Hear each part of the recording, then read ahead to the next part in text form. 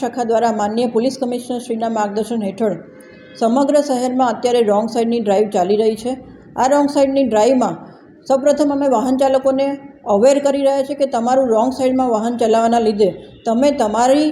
જીવની સાથે સાથે અન્ય વાહન ચાલકોના જીવ પણ જોખમમાં મૂકી રહ્યા છો અને રોંગ સાઈડની લીધે જે રીતે અકસ્માતો ધીરે ધીરે વધતા જાય છે એને રોકવા માટે સુરત શહેર ટ્રાફિક શાખા દ્વારા આ રોંગ સાઈડની ડ્રાઈવની સમજ આપવામાં આવી રહી છે। આમ છતાં પણ જે વાહન ચાલકો અવારનવાર રોંગ સાઈડમાં પોતાનું વાહન ચલાવી અને અકસ્માત માટે જવાબદાર બને છે એવા વાહન ચાલકો વિરુદ્ધ છેલ્લા 3 દિવસમાં 170 વાહન ચાલકોના લાયસન્સ સસ્પેન્ડ કરવા માટે આરટીઓને રિપોર્ટ કરવામાં આવ્યો છે અને આ ડ્રાઈવ એ હજુ વધુને વધુ સઘન બનાવી અને સુરત શહેરના રોડ ઉપર અકસ્માતનું પ્રમાણ ઘટે તેવી કામગીરી હાલમાં સુરત શહેર ટ્રાફિક શાખા દ્વારા કરવામાં આવી રહી છે।